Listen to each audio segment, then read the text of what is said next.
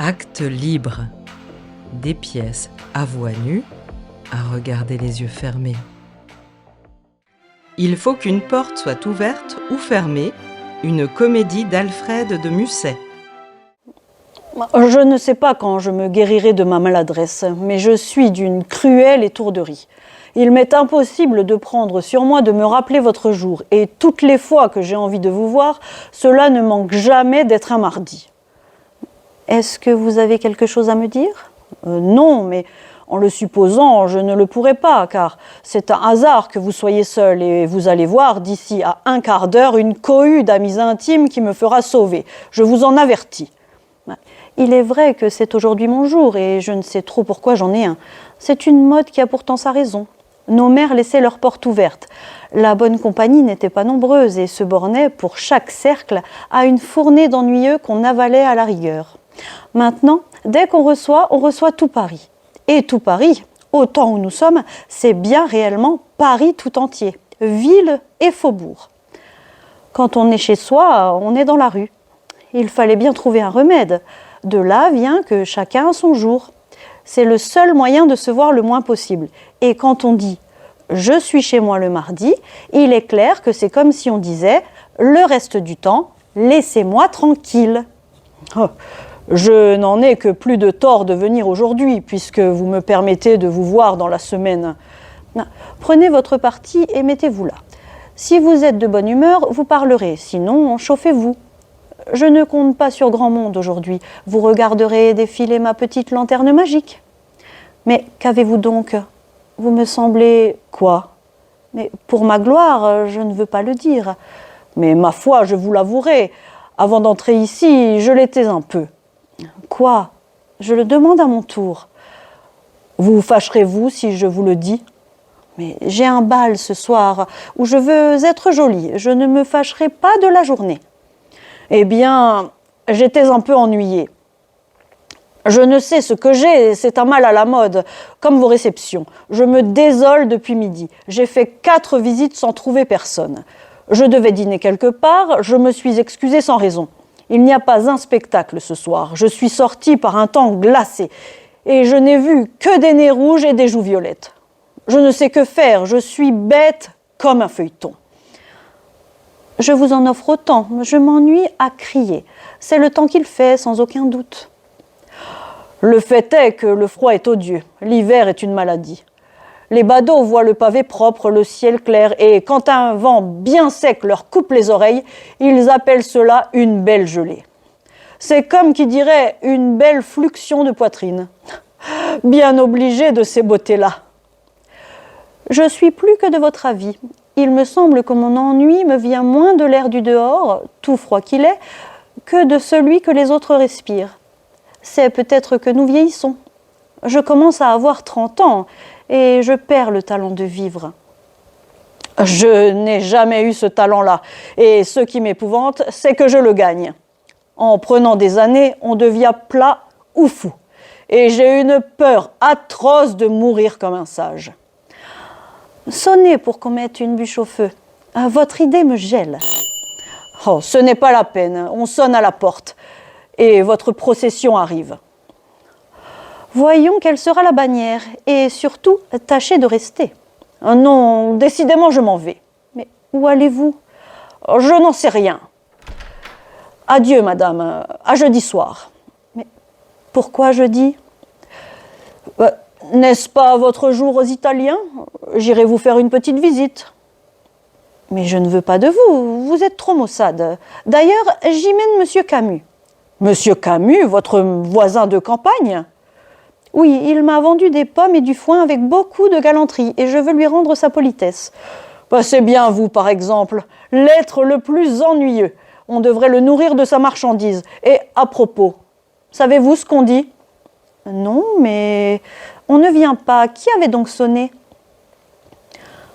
Ah, personne. Une petite fille. Je crois, avec un carton, je ne sais quoi, une blanchisseuse. Elle est là, dans la cour, qui parle à vos gens. Vous appelez ça je ne sais quoi ? Vous êtes poli, c'est mon bonnet. Eh bien, qu'est-ce qu'on dit de moi et de Monsieur Camus ? Fermez donc cette porte, il vient un vent horrible. On dit que vous pensez à vous remarier, que M. Camus est millionnaire et qu'il vient chez vous bien souvent. En vérité, pas plus que cela. Et vous me dites cela au nez, tout bonnement. Je vous le dis parce qu'on en parle. C'est une belle raison. Est-ce que je vous répète tout ce qu'on dit de vous aussi, de par le monde? De moi, madame? Mais que peut-on dire, s'il vous plaît, qui ne puisse pas se répéter? Mais vous voyez bien que tout peut se répéter, puisque vous m'apprenez que je suis à la veille d'être annoncée Madame Camus. Ce qu'on dit de vous est au moins aussi grave, car il paraît malheureusement que c'est vrai. Et quoi donc? Vous me feriez peur. Preuve de plus qu'on ne se trompe pas. Expliquez-vous, je vous en prie. Ah, pas du tout. Ce sont vos affaires. Mais je vous en supplie, marquise, je vous le demande en grâce. Vous êtes la personne du monde dont l'opinion a le plus de prix pour moi. L'une des personnes, vous voulez dire? Non, madame, je dis la personne, celle dont l'esprit, le sentiment, la... Ah, ciel! Vous allez faire une phrase. Mais pas du tout. Si vous ne voyez rien, c'est qu'apparemment, vous ne voulez rien voir. Voir quoi? Cela s'entend de reste. Je n'entends que ce qu'on me dit, et encore pas des deux oreilles. Vous riez de tout, mais sincèrement, serait-ce possible que depuis 1 an, vous voyant presque tous les jours, faites comme vous êtes, avec votre esprit, votre grâce et votre beauté? Mais mon Dieu, c'est bien pire qu'une phrase, c'est une déclaration que vous me faites là. Avertissez au moins, est-ce une déclaration ou un compliment de bonne année? Et si c'était une déclaration? Oh, c'est que je n'en veux pas ce matin. Je vous ai dit que j'allais au bal. Je suis exposée à en entendre ce soir. Ma santé ne me permet pas ces choses-là 2 fois par jour. En vérité, vous êtes décourageante et je me réjouirai de bon cœur quand vous y serez prise à votre tour. Mais moi aussi, je m'en réjouirai. Je vous jure qu'il y a des instants où je donnerais de grosses sommes pour avoir seulement un petit chagrin. Tenez, j'étais comme cela pendant qu'on me coiffait, pas plus tard que tout à l'heure. Je poussais des soupirs à me fendre l'âme, de désespoir de ne penser à rien. Raillez, raillez, vous y viendrez. Mais c'est bien possible, nous sommes tous mortels. Si je suis raisonnable, à qui la faute? Je vous assure que je ne me défends pas. Vous ne voulez pas qu'on vous fasse la cour? Non, je suis très bonne personne, mais quant à cela, c'est par trop bête. Dites-moi un peu, vous qui avez le sens commun, qu'est-ce que signifie cette chose-là? Faire la cour à une femme. Cela signifie que cette femme vous plaît et qu'on est bien aise de le lui dire. À la bonne heure, mais cette femme, cela lui plaît-il à elle de vous plaire? Vous me trouvez jolie, je suppose, et cela vous amuse de m'en faire part. Eh bien, après, qu'est-ce que cela prouve? Est-ce une raison pour que je vous aime? J'imagine que si quelqu'un me plaît, ce n'est pas parce que je suis jolie. Qui gagne-t-il à ces compliments? La belle manière de se faire aimer que de venir se planter devant une femme avec un lorgnon, de la regarder des pieds à la tête comme une poupée dans un étalage et de lui dire bien agréablement « Madame, je vous trouve charmante ». Joignez à cela quelques phrases bien fades, un tour de valse et un bouquet, voilà pourtant ce qu'on appelle faire sa cour. Fi donc! Comment un homme d'esprit peut-il prendre goût à ces niaiseries-là? Cela me met en colère quand j'y pense. Mais il n'y a pourtant pas de quoi se fâcher. Ma foi, si.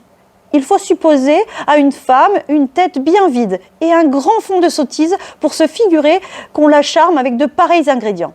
Croyez-vous que ce soit bien divertissant de passer sa vie au milieu d'un déluge de fadaises et d'avoir du matin au soir les oreilles pleines de balivernes? Il me semble en vérité que si j'étais homme et si je voyais une jolie femme, je me dirais « Voilà une pauvre créature qui doit être bien assommée de compliments. Je l'épargnerais, j'aurais pitié d'elle, et si je voulais essayer de lui plaire, je lui ferais l'honneur de lui parler d'autre chose que de son malheureux visage. Mais non, toujours, vous êtes jolie, et puis vous êtes jolie, et encore jolie. Eh mon Dieu, mais on le sait bien. Voulez-vous que je vous dise? Vous autres hommes à la mode, vous n'êtes que des confiseurs déguisés. Eh bien, madame, vous êtes charmante, prenez-le comme vous voudrez. On sonne de nouveau. Adieu, je me sauve. Attendez donc, j'avais à vous dire, je ne sais plus ce que c'était. Ah, passez-vous par hasard du côté de Faussin dans vos courses? Ce ne sera pas par hasard, madame, si je puis vous être bon à quelque chose. Encore un compliment.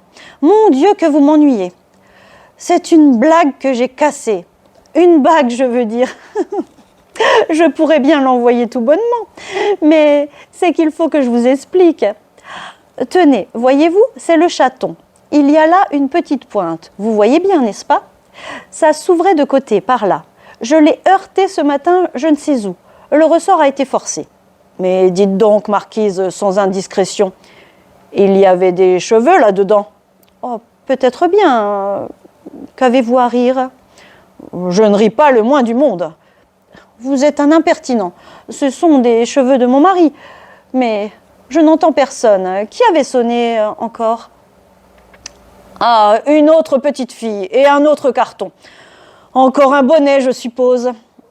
À propos, avec tout cela, vous me devez une confidence. Mais fermez donc cette porte, vous me glacez. Je m'en vais. Mais vous me promettez de me répéter ce qu'on vous a dit de moi, n'est-ce pas, marquise? Venez ce soir au bal, nous causerons. Ah, parbleu, oui, causer dans un bal. Joli endroit de conversation avec accompagnement de trombone et un tintamarre de verre d'eau sucrée. L'un vous marche sur le pied, l'autre vous pousse le coude, pendant qu'un laquais tout poissé vous fourre une glace dans votre poche. Je vous demande un peu si c'est là. Voulez-vous rester ou sortir? Je vous répète que vous m'enrhumez. Puisque personne ne vient, qu'est-ce qui vous chasse? Mais c'est que je me sens malgré moi de si mauvaise humeur que je crains vraiment de vous excéder. Il faut décidément que je cesse de venir chez vous. C'est honnête. Et à propos de quoi? Je ne sais pas, mais je vous ennuie. Vous me le disiez vous-même tout à l'heure. Et je le sens bien, c'est très naturel. C'est ce malheureux logement que j'ai là en face. Je ne peux pas sortir sans regarder vos fenêtres. Et j'entre ici machinalement sans réfléchir à ce que je viens y faire.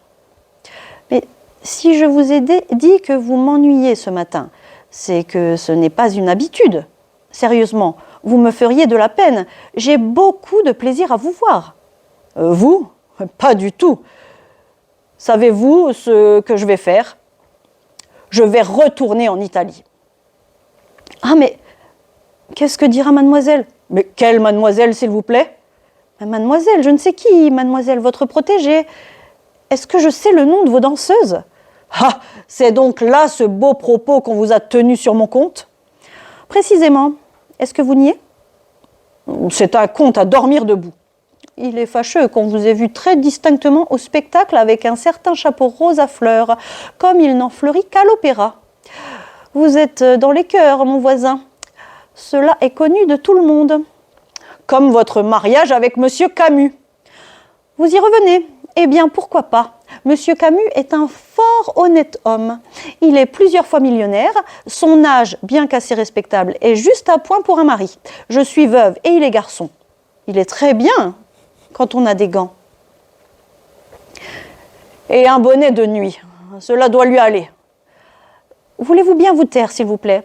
Est-ce qu'on parle de choses pareilles? Dame, à quelqu'un qui peut les voir. Ce sont apparemment ces demoiselles qui vous apprennent ces jolies façons-là. Tenez, marquise, je vous dis adieu. Vous me feriez dire quelques sottises. Quel excès de délicatesse! Non, mais en vérité, vous êtes trop cruelle. C'est bien assez de défendre qu'on vous aime, sans m'accuser d'aimer ailleurs. De mieux en mieux. Quel ton tragique! Moi, je vous ai défendu de m'aimer? Mais certainement, ou de vous en parler du moins. Eh bien, je vous le permets. Voyons votre éloquence. Si vous le disiez sérieusement. Mais que vous importe, pourvu que je le dise? C'est que, tout en riant, il pourrait bien y avoir quelqu'un ici qui courut des risques. Oh, oh, oh! De grands périls, monsieur? Peut-être, madame, mais par malheur, le danger ne serait que pour moi. Quand on a peur, on ne fait pas le brave. Eh bien, voyons. Vous ne dites rien. Vous me menacez et je m'expose. Et vous ne bougez pas. Je m'attendais à vous voir au moins vous précipiter à mes pieds, comme Rodrigue ou M. Camus lui-même. Il y serait déjà à votre place. Cela vous divertit donc beaucoup de vous moquer du pauvre monde? Et vous, cela vous surprend donc bien de ce qu'on ose vous braver en face? Prenez garde. Si vous êtes brave, j'ai été hussard, moi, madame. Je suis bien aise de vous le dire, et il n'y a pas encore si longtemps. Vraiment? Eh bien, à la bonne heure. Une déclaration de hussard, cela doit être curieux. Je n'ai jamais vu cela de ma vie. Voulez-vous que j'appelle ma femme de chambre? Je suppose qu'elle saura vous répondre. Vous me donnerez une représentation. Encore une sonnerie. Adieu donc, marquise. Je ne vous en tiens pas quitte, au moins. À ce soir, toujours, n'est-ce pas? Mais qu'est-ce donc que ce bruit que j'entends? Ah, c'est le temps qui vient de changer. Il pleut et il grêle à faire plaisir. On vous apporte un troisième bonnet et je crains bien qu'il n'y ait un rhume dedans. Mais ce tapage-là, est-ce que c'est le tonnerre? En plein mois de janvier? Et les almanachs? Non, c'est seulement un ouragan, une espèce de trombe qui passe. C'est effrayant. Mais fermez donc la porte, vous ne pouvez pas sortir de ce temps-là. Qu'est-ce qui peut produire une chose pareille? Madame, c'est la colère céleste qui châtie les carreaux de vitre, les parapluies, les mollets des dames et les tuyaux de cheminée. Et mes chevaux qui sont sortis? Il n'y a pas de danger pour eux s'il ne leur tombe rien sur la tête. Plaisantez donc à votre tour. Je suis très propre, moi, monsieur. Je n'aime pas à crotter mes chevaux. C'est inconcevable. Tout à l'heure, il faisait le plus beau ciel du monde. Vous pouvez bien compter, par exemple, qu'avec cette grêle, vous n'aurez personne. Voilà un jour de moins parmi vos jours. Non pas, puisque vous êtes venu. Posez donc votre chapeau, qui m'impatiente. Un compliment, madame. Prenez garde. Vous qui faites profession de les haïr, on pourrait prendre les vôtres pour la vérité. Mais je vous le dis, et c'est très vrai, vous me faites grand plaisir en venant me voir. Alors, laissez-moi vous aimer. Mais je vous le dis aussi, je le veux bien, cela ne me fâche pas le moins du monde. Alors laissez-moi vous en parler. À la hussarde, n'est-il pas vrai? Non, madame, soyez convaincue qu'à défaut de cœur, j'ai assez de bon sens pour vous respecter. Mais il me semble qu'on a bien le droit, sans offenser une personne qu'on respecte, d'attendre que la pluie soit passée, n'est-ce pas? Vous êtes entré ici tout à l'heure sans savoir pourquoi. Vous l'avez dit vous-même. Vous étiez ennuyé, vous ne saviez que faire. Vous pouviez même passer pour assez grognon. Si vous aviez trouvé ici 3 personnes, les premières venues, là, au coin de ce feu, vous parleriez, à l'heure qu'il est, littérature ou chemin de fer. Après quoi, vous iriez dîner. C'est donc parce que je me suis trouvée seule que vous vous croyez tout à coup obligé, oui, obligé, pour votre honneur, de me faire cette même cour, cette éternelle, insupportable cour, qui est une chose si inutile, si ridicule, si rebattue. Mais qu'est-ce que je vous ai donc fait? Qu'il arrive ici une visite, vous allez peut-être avoir de l'esprit. Mais je suis seule, vous voilà plus banal qu'un vieux couplet de vaudeville. Et vite, vous abordez votre thème. Et si je voulais vous écouter, vous m'exhiberiez une déclaration. Vous me réciteriez votre amour. Savez-vous de quoi les hommes ont l'air en pareil cas? De ces pauvres auteurs sifflés qui ont toujours un manuscrit dans leur poche, quelques tragédies inédites et injouables, et qui vous tirent cela pour vous en assommer, dès que vous êtes seul un quart d'heure avec eux. Ainsi, vous me dites que je ne vous déplais pas. Je vous réponds que je vous aime, et puis c'est tout, à votre avis? Vous ne m'aimez pas plus que le grand Turc. Oh, par exemple, c'est trop fort. Écoutez-moi un seul instant. Et si vous ne me croyez pas sincère, non, non, non. Mon Dieu, croyez-vous que je ne sache pas ce que vous pourriez me dire? J'ai très bonne opinion de vos études, mais parce que vous avez de l'éducation, pensez-vous que je n'ai rien lu? Tenez, je connaissais un homme d'esprit qui avait acheté, je ne sais où, une collection de 50 lettres, assez bien faites, très proprement écrites, des lettres d'amour, bien entendu. Ces 50 lettres étaient graduées de façon à composer une sorte de petit roman, où toutes les situations étaient prévues. Il y en avait pour les déclarations, pour les dépits, pour les espérances, pour les moments d'hypocrisie où l'on se rabat sur l'amitié, pour les brouilles, pour les désespoirs, pour les instants de jalousie, pour la mauvaise humeur, même pour les jours de pluie comme aujourd'hui. J'ai lu ces lettres. L'auteur prétendait, dans une sorte de préface, en avoir fait usage pour lui-même et n'avoir jamais trouvé une femme qui résistât plus tard que le 33e numéro. Eh bien, j'ai résisté, moi, à toute la collection. Je vous demande si j'ai de la littérature et si vous pourriez vous flatter de m'apprendre quelque chose de nouveau. Vous êtes bien blasée, marquise. Des injures. J'aime mieux cela. C'est moins fade que vos sucreries. Oui, en vérité, vous êtes bien blasée. Vous le croyez? Eh bien, pas du tout. Comme une vieille Anglaise, mère de 14 enfants. Comme la plume qui danse sur mon chapeau. Vous vous figurez donc que c'est une science bien profonde que de vous savoir tous par cœur, mais il n'y a pas besoin d'étudier pour apprendre, il n'y a qu'à vous laisser faire. Réfléchissez. C'est un calcul bien simple. Les hommes assez braves pour respecter nos pauvres oreilles et pour ne pas tomber dans la sucrerie sont extrêmement rares. D'un autre côté, il n'est pas contestable que dans ces tristes instants où vous tâchez de mentir pour essayer de plaire, vous vous ressemblez tous comme des capucins de cartes. Heureusement pour nous, la justice du ciel n'a pas mis à votre disposition un vocabulaire très varié. Vous n'avez tous, comme on dit, qu'une chanson, en sorte que le seul fait d'entendre les mêmes phrases, la seule répétition des mêmes mots, des mêmes gestes apprêtés, des mêmes regards tendres, le spectacle seul de ces figures diverses qui peuvent être plus ou moins bien par elles-mêmes, mais qui prennent toutes, dans ces moments funestes, la même physionomie humblement conquérante, cela nous sauve par l'envie de rire, ou du moins par le simple ennui. Si j'avais une fille, et si je voulais la préserver de ces entreprises qu'on appelle dangereuses, je me garderais bien de lui défendre d'écouter les pastorales de ces valseurs. Je lui dirais seulement « N'en écoute pas un seul, écoute-les tous. Ne ferme pas le livre et ne marque pas la page. Laisse-le ouvert. Laisse ces messieurs te raconter leurs petites drôleries. Si par malheur il y en a un qui te plaît, ne t'en défends pas.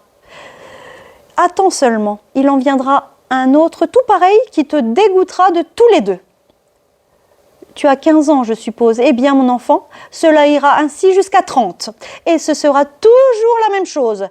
Voilà mon histoire et ma science. Appelez-vous ça être blasé? Horriblement. Si c'est ce que vous dites est vrai, et cela semble si peu naturel que le doute pourrait être permis. Qu'est-ce que cela me fait que vous me croyez ou non? Encore mieux, est-ce bien possible? Quoi, à votre âge, vous méprisez l'amour? Les paroles d'un homme qui vous aime vous font l'effet d'un méchant roman? Ces regards, ces gestes, ces sentiments vous semblent une comédie? Vous vous piquez de dire vrai et vous ne voyez que mensonge dans les autres? Mais d'où revenez-vous donc, marquise? Qu'est-ce qui vous a donné ces maximes-là?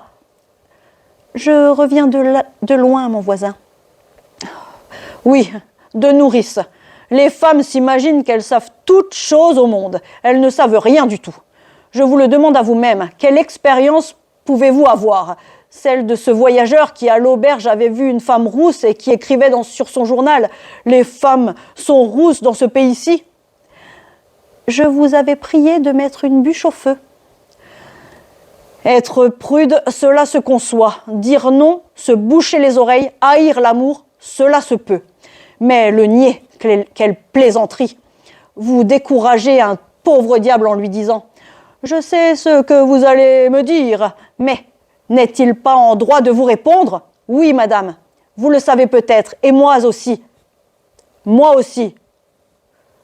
Je sais ce qu'on dit quand on aime, mais je l'oublie en vous parlant. Rien n'est nouveau sous le soleil, mais je dis à mon tour, qu'est-ce que cela prouve? À la bonne heure, au moins. Vous parlez très bien, à peu de choses près. C'est comme un livre. Oui, je parle, et je vous assure que si vous êtes tel qu'il vous plaît de le paraître, je vous plains très sincèrement. À votre aise, faites comme chez vous. Il n'y a rien là qui puisse vous blesser. Si vous avez le droit de nous attaquer, n'avons-nous pas, nous, raison de nous défendre? Quand vous nous comparez à des auteurs sifflés, quels reproches croyez-vous nous faire? Hein, mon Dieu, si l'amour est une comédie, le feu ne va pas, la bûche est de travers. Si l'amour est une comédie, cette comédie, vieille comme le monde, sifflée ou non, est au bout du compte ce qu'on a encore trouvé de moins mauvais. Les rôles sont rebattus, j'y consens, mais si la pièce ne valait rien, tout l'univers ne la saurait pas par cœur, et je me trompe en disant qu'elle est vieille. Est-ce être vieux que d'être immortel? Monsieur, voilà de la poésie.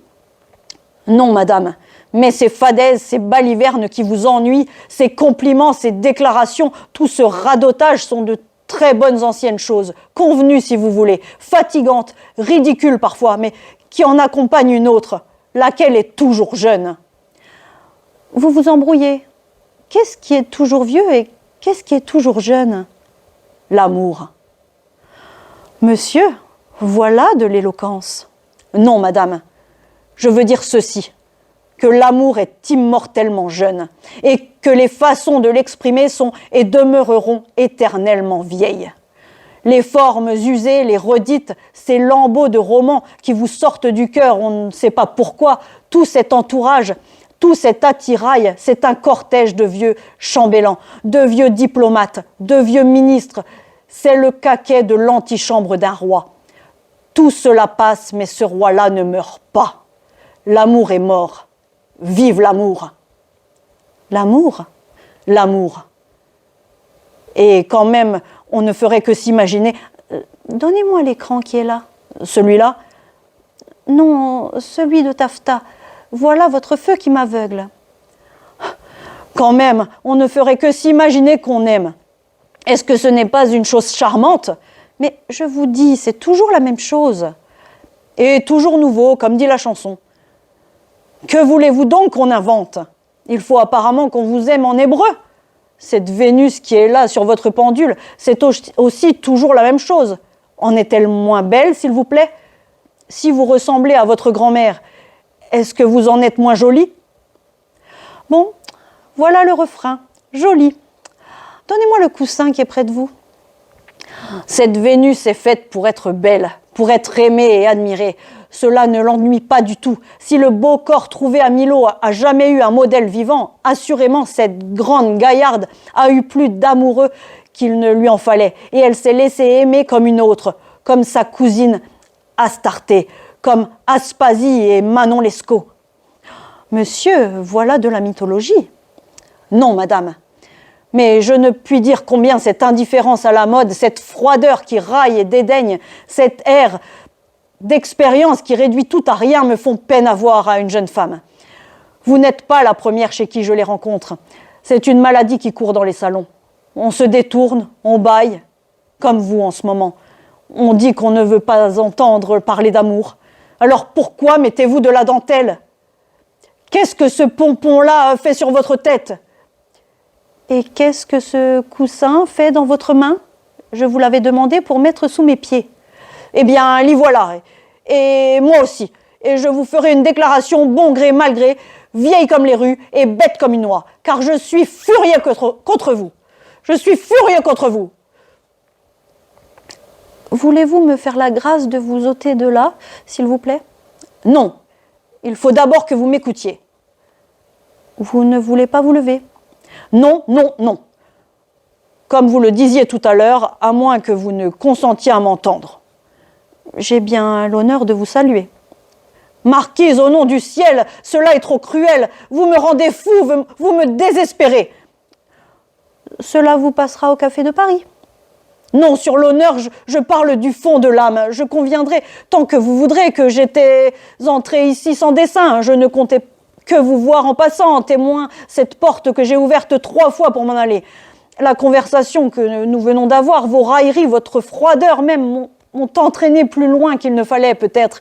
Mais ce n'est pas d'aujourd'hui seulement, c'est du premier jour où je vous ai vu que je vous aime, que je vous adore. Je n'exagère pas en m'exprimant ainsi. Oui, depuis plus d'1 an, je vous adore. Je ne songe... Adieu. C'est la vérité que cette porte est glaciale. Ah, marquise, vous vous moquez de moi. Vous voilà debout. Oui, et je m'en vais pour ne plus jamais vous revoir. Venez ce soir au bal. Je vous garde une valse. Jamais, jamais je ne vous reverrai. Je suis au désespoir, je suis perdue. Qu'avez-vous? Je suis perdue. Je vous aime comme un enfant. Je vous jure sur ce qu'il y a de plus sacré au monde. Adieu. C'est moi qui sors, madame. Restez, je vous en supplie. Ah, je sens combien je vais souffrir. Mais enfin, monsieur, qu'est-ce que vous me voulez? Mais madame, je désirerais. Quoi? Car enfin, vous m'impatientez. Vous imaginez-vous que je vais être votre maîtresse et hériter de vos chapeaux roses? Je vous préviens qu'une pareille idée fait plus que me déplaire. Elle me révolte. Vous, marquise, grand Dieu, s'il était possible, ce serait ma vie entière que je mettrais à vos pieds. Ce serait mon nom, mes biens, mon honneur même que je voudrais vous confier. Moi, vous confondre un seul instant, je ne dis pas seulement avec ces créatures dont vous ne parlez que pour me chagriner, mais avec aucune femme au monde. L'avez-vous bien pu supposer? Me croyez-vous si dépourvu de sens? Mon étourderie ou ma déraison a-t-elle donc été si loin que de vous faire douter de mon respect? Vous qui me disiez tantôt que vous aviez quelque plaisir à me voir, peut-être quelque amitié pour moi. N'est-il pas vrai, marquise? Pouvez-vous penser qu'un homme ainsi distingué par vous, que vous avez pu trouver digne d'une si précieuse, d'une si douce indulgence, ne saurait pas ce que vous valez? Suis-je donc aveugle ou insensé? Vous, ma maîtresse? Non pas, mais ma femme? Ah, eh bien, si vous m'aviez dit cela en arrivant, nous ne nous serions pas disputés. Ainsi, vous voulez m'épouser? Mais certainement, j'en meurs d'envie. Je n'ai jamais osé vous le dire, mais je ne pense pas à autre chose depuis un an. Je donnerais mon sang pour qu'il me fût permis d'avoir la plus légère espérance.